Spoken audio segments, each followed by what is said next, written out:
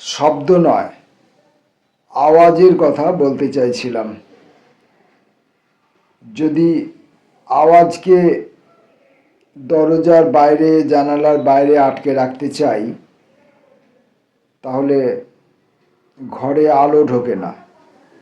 বিদ্যুতের যে আলো, সেই আলো আমাকে লেখাপড়া করাতে পারে না, তার সেই যোগ্যতা নেই। আর বাইরের আলো যদি আমি ঢোকাবার জন্যে দরজা জানালা খুলে দিই, তাহলে আওয়াজ ঢুকে পড়ে ঘরে, আর তাতে আমার কবিতার শব্দগুলো চাপা পড়ে যেতে থাকে। বিদ্যুতের আলোর লেখাপড়া করানোর এই যে যোগ্যতার ঘাটতি, সে কারণে বাধ্য হয়ে আজ আমি জানালা খুলে দিয়েছি। এখন দেখা যাক আওয়াজে আর কবিতার শব্দের লড়াই কেমন জমে ওঠে। নমস্কার। কবিতা পাঠের সময় এখন। আজ প্রথম কবিতা পড়ব অনুপম মুখোপাধ্যায়ের কবিতা, সূর্য ডোবার আগে ও পরে। সন্ধ্যার দুপায়ের মাঝখানটা ভিজে গেছে। সূর্য যে ডুবে যেতে পারে, এই হলো তার প্রথম লক্ষণ। মনস্কামনা নিয়ে মানুষ যেখানে দাঁড়ায়, সেটা তার অন্ধকার, একাকিত্বের জায়গা। বিচ্ছিন্নতায়, আত্মকেন্দ্রিকতায়। শুধু বরফ ঘষে ঘষেই শীতকালীন শিশুরা তৈরি করে ফেলছে তাদের রং পেন্সিল। জলের কল থেকে জলের আওয়াজ তখন হয়তো মাঝপথে শক্ত হয়ে ঝুলে আছে। সুখদণ্ডের মতো আহ্লাদ নেই, হর্ষ নেই, সফলতাও নেই। তবু শীতকালীন মাংসের মধ্যে ঢুকে সে নাকি বের করে আনতে পারে বাসন্তী রঙের হাজার হাজার গুঁড়ো।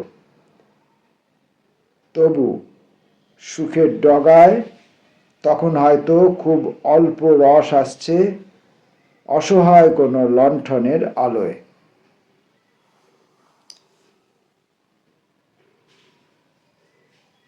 পরের কবিতা, মানুষের দৃষ্টিশক্তি। দুপুরে পাঁচিলের উপর যে শুয়ে থাকে, সে আসলে বিড়াল নয়, বিড়ালের রোদ। মুঠোর মধ্য নিয়ে তাকে বিড়াল বলে বিশ্বাস করা যায় না। দিনের বেলার ঝাপসা চাঁদ তখন খুকুমনির প্রজ্ঞাকে ভেঙচি কাটছে। খুকুমনির বাবার অপরিসীম ইচ্ছাকে ভেঙচি কাটছে। দুপুর থেকে ঘুমপাড়ানি গান যদি কেউ গাইতে শুরু করে, রাত হলে সে গান সফল তো হবেই। বরফের উপর ভরসা রাখতে রাখতে একজন বরফ থেকে বেরিয়ে আসা জলে ডুবে যায়। যেমন মেঘের দিকে তাকিয়ে মনে হচ্ছে গ্রীষ্মকালীন পৃথিবীটা মোম আর গালা দিয়ে তৈরি। পৃথিবী ঠিকই ঘুরছে।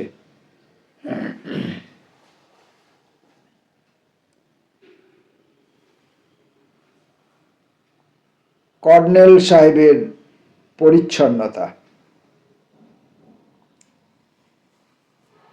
সদ্য কাঁচা ইউনিফর্ম পরে কর্নেল সাহেব শহরের নর্দমা থেকে উঠে আসছেন। তিনি সুগঠিত গদ্য পছন্দ করেন না, তিনি সুললিত পদ্য পছন্দ করেন না। দিনের বেলার চাঁদ তার দিকে ঝাপসা চোখে চেয়ে আছে দিনের আলোর গহন থেকে। যেমন সাদা সিঁড়ির উপরে আছড়ে পড়ে খান খান হয়ে যায় সাদা কফি মগ, যেমন লাল গোলাপের নিচে মানুষ চুষতে থাকে তার লাল হয়ে যাওয়া তর্জনীর ডগা, আত্মার কথা ভাবলে আত্মা নাকি কেবলই হাতছাড়া হয়ে যায়। এত লুব্রিকেন্ট সে পায় কোথা থেকে? একটা জনহীন বাড়ির মধ্যে একটা কাঁটাবিহীন গ্র্যান্ডফাদার ক্লক এক সন্ধ্যা থেকে আর এক সন্ধ্যার দিকে শুধুই ঘুরে যাচ্ছে, শুধুই ঘুরে আসছে। আমরা অনুপম মুখোপাধ্যায়ের কবিতা পড়ছি। আজকের মতো শেষ কবিতাটি, রবিবারের বৃষ্টি। যে দিনগুলোই বৃষ্টি হয় না সে দিনগুলোও রবিবার। দুপুরবেলায় কাঠের কেবিন কেঁপে ওঠে নিয়ম মাফিক ঝড়ে। যেমন রক্ত আর মাংস দিয়ে মানুষের সব কিছুকে ব্যাখ্যা করা যায় না, যেমন বরফ দিয়ে তৈরি করা যায় না বরফের পুতুল। আকাঙ্ক্ষা নামের বাসটা বাস স্টপে দাঁড়িয়ে আছে এখন। যাত্রীদের হাত ঘড়ি ঘামছে, যাত্রীদের রোদ চশমা ঘামছে। 40 পেরিয়ে যাওয়া ভয়ঙ্কর কোনো ব্যাপার নয়, তার চেয়ে অনেক কঠিন সৎ ছেলের সঙ্গে সম্পর্ক গড়া। বছরের পর বছর ধরে একজনকে বানাতে হয় ঠিকঠাক ঘৃণার ধারণা। বৃষ্টির মধ্যে রেনকোট ছাড়াই বেরিয়ে পড়ার সাহস। অনুপম মুখোপাধ্যায়ের 4টি কবিতা পড়লাম। জানি না এই পড়ার মধ্যে আমি কিছু ভুল করলাম কিনা, অথবা বাইরের আওয়াজ এই কবিতার শব্দকে কতটা বিব্রত করার চেষ্টা করেছে। আসব পরবর্তী কবির কবিতায়। এখন আমরা ধীমান চক্রবর্তীর কবিতা পড়ব। ফুরফুরে সূর্যাস্ত। স্মৃতির ভেতর কোনো শেষ মৃতদেহ নেই। যারা হয়তো তাকিয়ে আছে বন্ধুদের প্রাগৈতিহাসিক ভাষার দিকে, উল্কি আঁকা হাত ধ্বংসস্তূপে। আয়নায় ঝুমকো, বোল তুললেই হল্লা, ছায়ার ফুরফুরে সূর্যাস্ত। হাঁটা মানে দরজায় টোকা দেওয়া, হাতের মুঠোয় সীমানার কঙ্কাল, রোশনাই মুখ ঢেকে।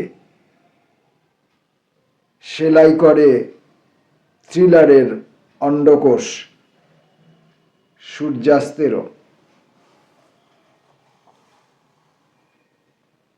পরের কবিতা, জুতোয় সূর্যাস্ত।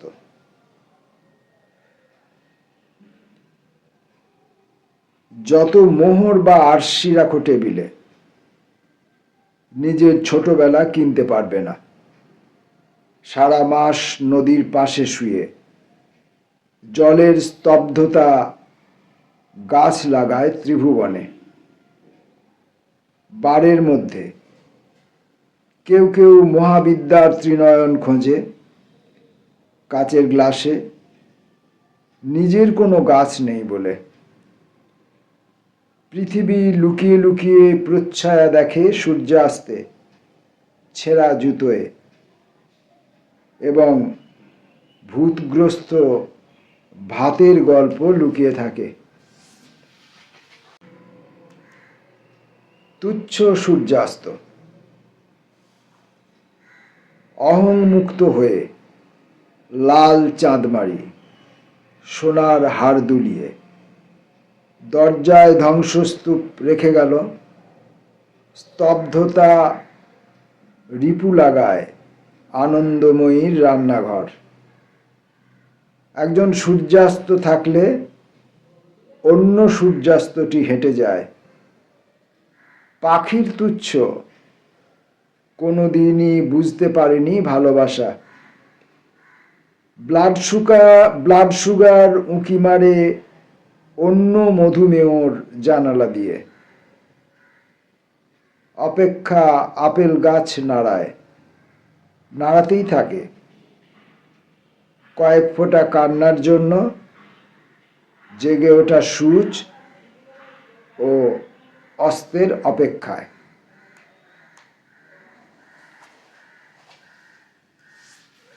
আজকের মতো ধীমান চক্রবর্তীর শেষ কবিতা অন্ধ সূর্যাস্ত।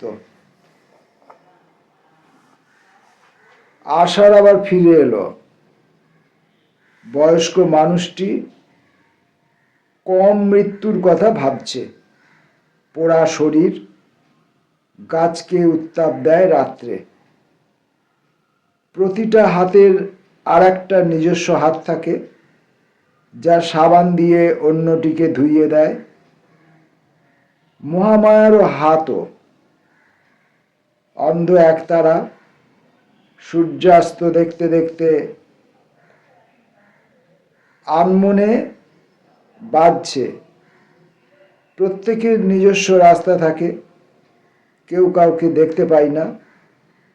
সূর্যাস্ত থেকে পুঁজ, রক্ত, জলাতঙ্ক ঝরে পড়ে। ধীমান চক্রবর্তীর 4টে কবিতা পড়লাম, 4টেই সূর্যাস্ত বিষয়ক। আমার ধারণা হচ্ছে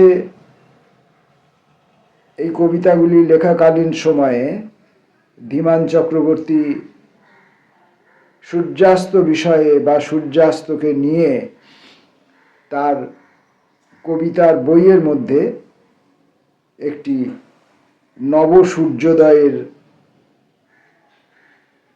প্রকল্প রচনা করছিলেন। আসছি পরবর্তী কবির কবিতায়। এবারের কবির নাম স্বপন রায়, গোপালপুর অন সি। আচ্ছা, কবিতা পাঠের আগে কিছু বলি, একটু বাজে কথা বলি।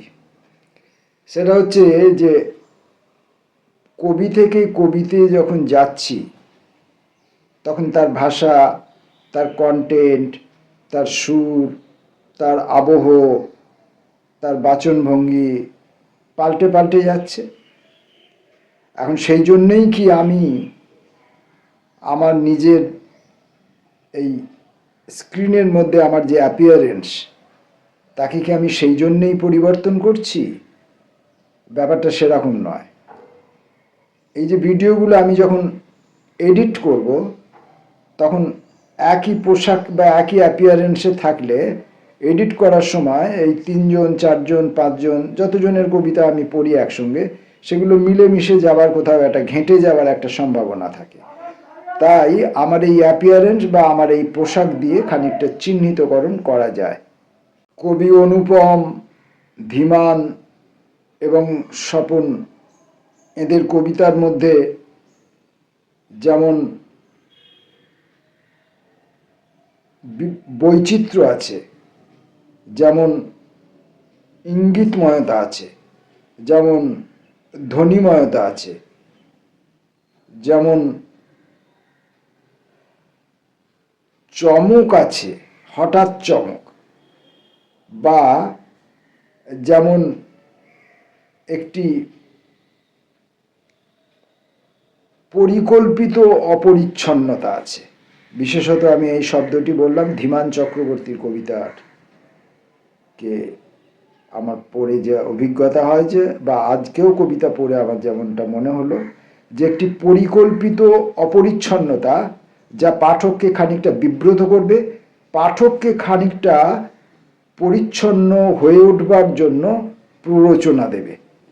পাঠক যদি পরিচ্ছন্ন না হয়ে উঠতে পারেন, পাঠক যদি পরিকল্পনা করে কবিতা না পড়তে পারেন, তাহলে ধীমানের কবিতা পাঠক ছুঁতে পারবেন না বলে আমার মনে হয়। আর আমার কি আছে? আমার আছে চোখের অস্পষ্টতা এবং আমার কণ্ঠের উপর একটা মোটা অপরিচ্ছন্নতার স্বর আছে। দেখবেন গ্রামের দিকে পুকুর ঘাটে যে সমস্ত পুকুর এখন আর ব্যবহার হয় না, একটা মোটা অপরিচ্ছন্ন শ্যাওলার একটা স্বর পড়ে থাকে, ভেতরের জলটাকে দেখা যায় না, এবং উপরের সূর্যের আলো, গাছের ছায়াও সেটার মধ্যে ঠিক মতো প্রতিবিম্ব সৃষ্টি করতে পারে না। আমার কণ্ঠস্বরটি সেরকম। এই যে কবিতাগুলো, এই কবিতাগুলোকে আমি ঠিক মতো আমার কণ্ঠের মধ্যে ধরতে পারছি না, যেটুকু পারছি। কুজোর চিত হয়ে শোয়ার ইচ্ছে। যাই হোক, আমরা স্বপন রায়ের কবিতা পড়ছি, গোপালপুর অনসি, 1 নম্বর। বালু আর ছাপ মুছে যাবে, নুন থাকবে, এটাই হাহাকার। কুড়িয়ে নেওয়ার এই যে প্রবণতা কোমর নিল, হাহাকার কে জানে।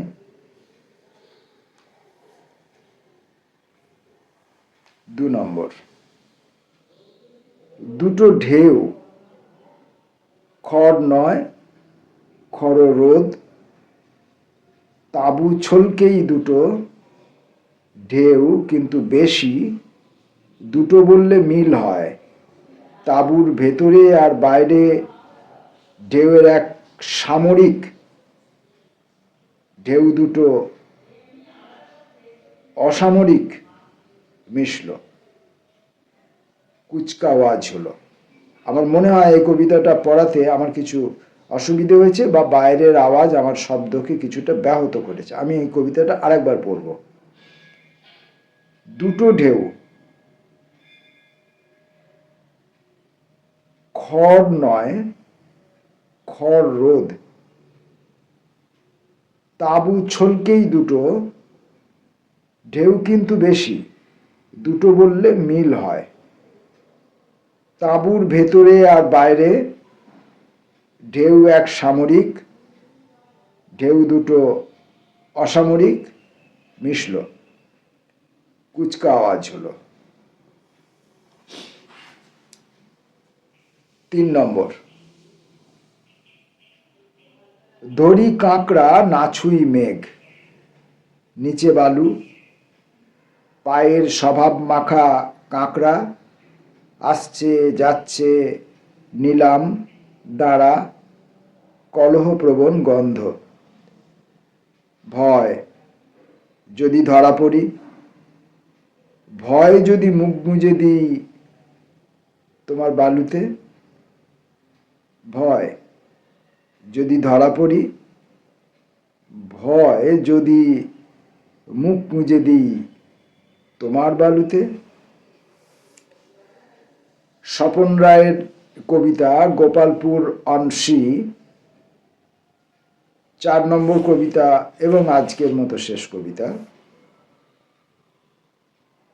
গলুই ওল্টানো রোদ, বালুচরে ফাঁকা একটা জায়গা আছে বলেই এত অসুখ। রং কামাল বায়না ছবিদের,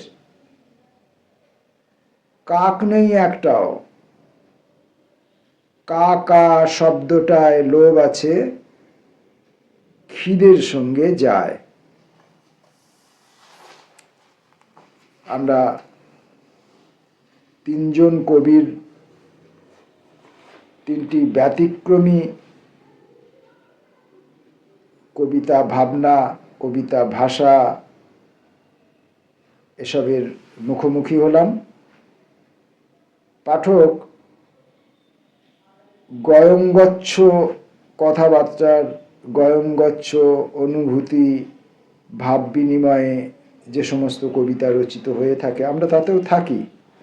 কারণ প্রত্যেকটি কবিতার মধ্যেই মানুষ থাকে, মানুষের চিন্তা থাকে, মানুষের বোধ থাকে, মানুষের স্বপ্ন থাকে, মানুষের ইচ্ছা থাকে, মানুষের অনিচ্ছা থাকে, এবং অনেক কিছু থাকে। তো সেগুলোকে আমরা ছোঁয়ার চেষ্টা করি, প্রতিটিকেই আমরা সম্মান করার চেষ্টা করি। কিন্তু যখন দেখি এই রকম ব্যতিক্রমী কবিতার ভাষা, কবিতার শব্দাবলী, কবিতার উচ্চারণ, কবিতার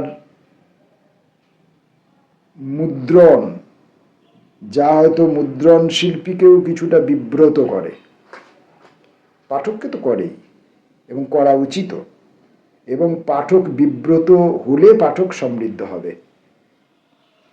তো সেই জাতীয় কবিতাগুলি যখন আমরা পড়ি তখন আমরা একটা অন্য রকমের আত্মতৃপ্তিতে পরিপুষ্ট হয়ে ওঠার সুযোগ পাই। নমস্কার।